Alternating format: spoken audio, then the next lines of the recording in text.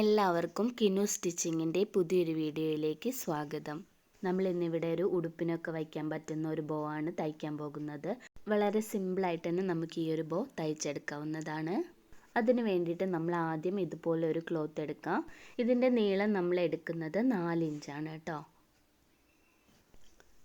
ഇനി നമ്മൾ ഇതിൻ്റെ വീതി എടുക്കുന്നത് 17 ഇഞ്ചാണ്.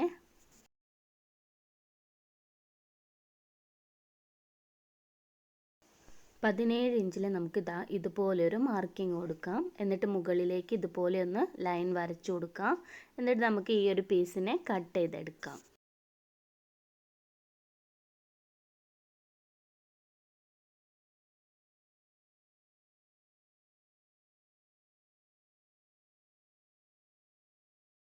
ഇനി നമുക്ക് ആ ഒരു പീസ് മാറ്റി വയ്ക്കാം.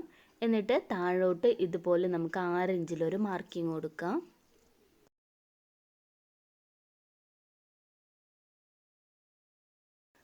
അതുപോലെ തന്നെ നമ്മൾ ഇതിൻ്റെ വീതി എടുക്കുന്നത് 10 ഇഞ്ചാണ്. 10 ഇഞ്ചിൽ നമുക്ക് ഇതുപോലൊരു മാർക്കിംഗ് കൊടുത്തിട്ട് ഇതുപോലെ ലൈൻ വരച്ചെടുക്കാം. നേരത്തെ നമ്മൾ കട്ട് ചെയ്തെടുത്ത പോലെ തന്നെ നമുക്ക് ഇതും കട്ട് ചെയ്തെടുക്കാം.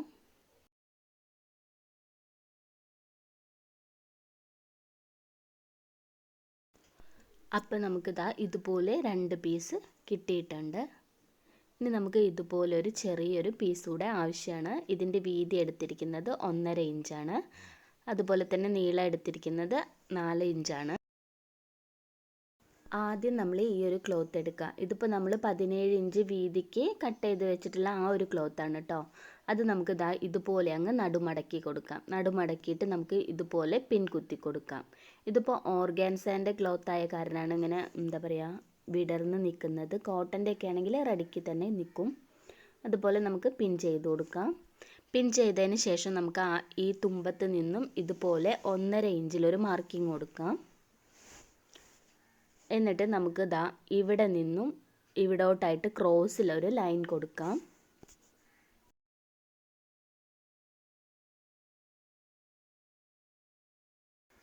ഇനി ഇവിടെ ഇതുപോലെ മാർക്ക് ചെയ്തതിന് ശേഷം നമുക്ക് ആ ഒരു ഭാഗം കട്ട് ചെയ്ത് മാറ്റാം. ഇപ്പം നമ്മൾ ചെയ്തെടുത്ത അതേപോലെ തന്നെ ഇതിൻ്റെ അടുത്ത സൈഡിലും നമ്മൾ ചെയ്തെടുക്കണം.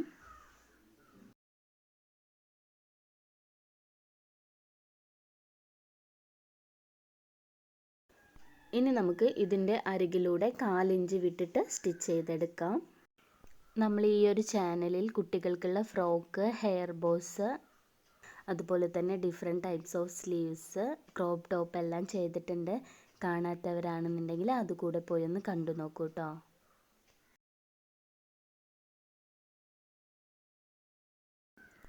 നമ്മൾ സ്റ്റിച്ച് ചെയ്യുമ്പോൾ ഇവിടെ വെച്ചിട്ട് നമ്മൾ സ്റ്റിച്ചിങ് സ്റ്റോപ്പ് ചെയ്യണം കേട്ടോ. ഇനി നമ്മൾ അടുത്ത സൈഡിൽ നിന്ന് വേണം നേരത്തെ തയ്ച്ചെടുത്ത പോലെ തന്നെ ക്രോസ് ആക്കിയിട്ട് തയ്ച്ചെടുക്കുക.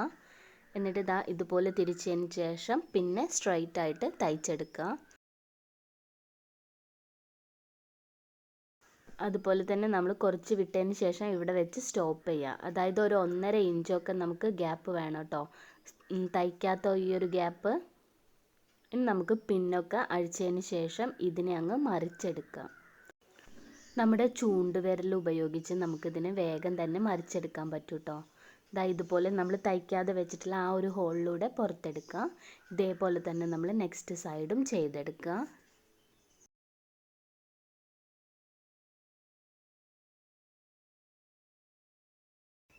ഇപ്പം നമ്മൾ 2 സൈഡും മറിച്ചെടുത്തിട്ടുണ്ട്. ഇനി നമുക്ക് ഇതിൻ്റെ മുകളിലൂടെ പതിച്ചൊരു സ്റ്റിച്ച് കൊടുക്കാം.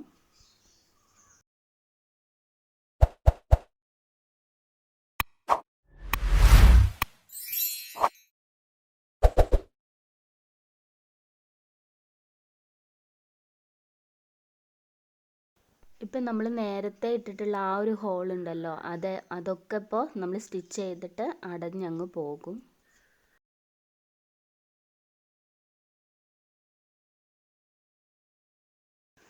ഇപ്പം നമ്മൾ സ്റ്റിച്ച് ചെയ്തെടുത്തിട്ടുണ്ട്. നമുക്ക് ഇതിനെ ഇതുപോലെ അങ്ങ് മടക്കാനുള്ളതാണ് കേട്ടോ. ഇനി നമുക്ക് അടുത്ത ക്ലോത്ത് എടുക്കാം. നമ്മൾ കട്ട് ചെയ്ത് വെച്ചിട്ടുള്ള അതിൻ്റെ അരികുവശം നമുക്ക് ഇതുപോലെ 2ആയി ഫോൾഡ് ചെയ്തിട്ട് തയ്ച്ചെടുക്കാം.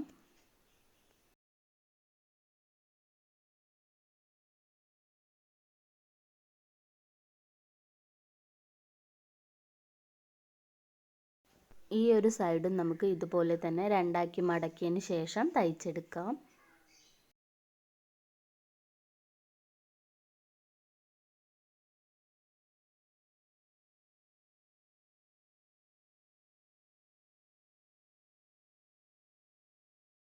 ഇതേ രീതിയിൽ തന്നെ നമ്മളിപ്പോൾ 4 സൈഡും തയ്ച്ചെടുത്തിട്ടുണ്ട്. ഇനി ഇതുപോലെ നമുക്കൊന്നും മടക്കി കൊടുക്കാം. അതായത് നല്ല ഭാഗം മുകളിൽ വരുന്ന രീതിയിൽ. എന്നിട്ട് സൈഡ് ഭാഗം നമുക്ക് സ്റ്റിച്ച് ചെയ്തെടുക്കാം.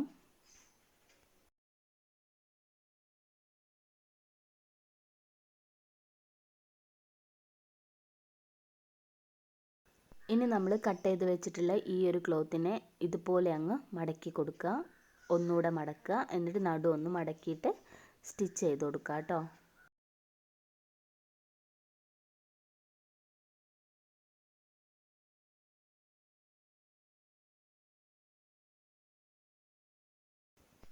ഇപ്പം നമ്മൾ സ്റ്റിച്ച് ചെയ്തെടുത്തിട്ടുണ്ട്. ഇനി നമ്മൾ ഒരു സൂചിയിൽ നൂല് കോർത്തെടുത്തതിന് ശേഷം ഇതിൻ്റെ സെൻറ്റർ ഭാഗത്ത് ഇതുപോലെ നമുക്ക് തുന്നിയെടുക്കാം കേട്ടോ. മുകളിലേക്കും താഴോട്ടാക്കിയിട്ട് ഇങ്ങനെ ഈ ഒരു സെൻറ്റർ ഭാഗം മുഴുവനായിട്ട് നമുക്ക് കുത്തി തുന്നിയെടുക്കാം.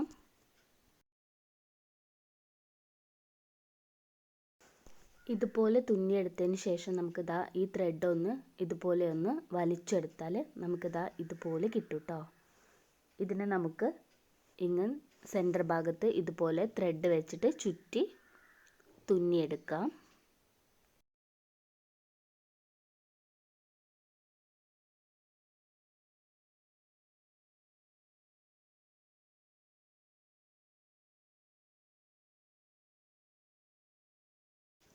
എന്നിട്ട് നമുക്ക് എക്സ്ട്രാ ആയിട്ട് നിൽക്കുന്ന ത്രെഡ് കട്ട് ചെയ്ത് മാറ്റാം. ഇനി നമ്മൾ നേരത്തെ തയ്ച്ച് വെച്ചിട്ടുള്ള ഈ ഒരു ക്ലോത്തിന് ഇതാ ഇതുപോലെ നമുക്കൊന്ന് മടക്കിയെടുക്കാം കേട്ടോ. ഇങ്ങനെ മടക്കിയതിന് ശേഷം നമുക്കിതിനെ സൂചി ഉപയോഗിച്ചിട്ട് തുന്നിയെടുക്കാം.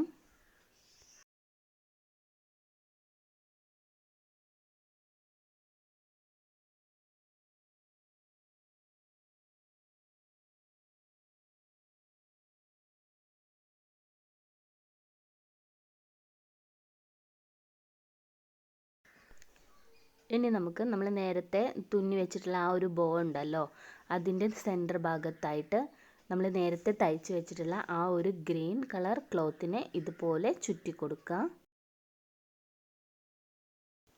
ഇനി നമ്മൾ ചുറ്റിയെടുത്തിട്ടുള്ള ഈ ഒരു ബോനെ ഇതിൻ്റെ സെൻറ്റർ ഭാഗത്തായിട്ട് വെച്ചതിന് ശേഷം നമുക്ക് രണ്ടും കൂടി അങ്ങ് കൂട്ടി തുന്നിക്കൊടുക്കാം.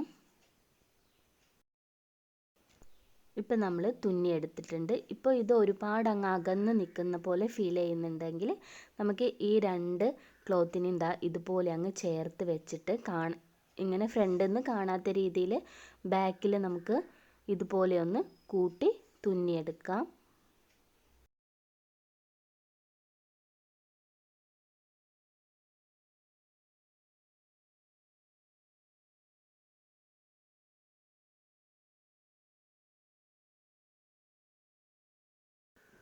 ഇനി നമുക്ക് എക്സ്ട്രാ നിൽക്കുന്ന ത്രെഡ് ഇതുപോലെ കട്ട് ചെയ്തെടുക്കാം. ഇപ്പം നമ്മളുടെ ബോ ഇവിടെ റെഡി ആയിട്ടുണ്ട്. നിങ്ങൾക്ക് എല്ലാവർക്കും ഈ ഒരു വീഡിയോ ഇഷ്ടപ്പെട്ടെന്ന് കരുതുന്നു. ഇഷ്ടപ്പെട്ടാൽ മറക്കാതെ എൻ്റെ ചാനൽ സബ്സ്ക്രൈബ് ചെയ്യുക. താങ്ക്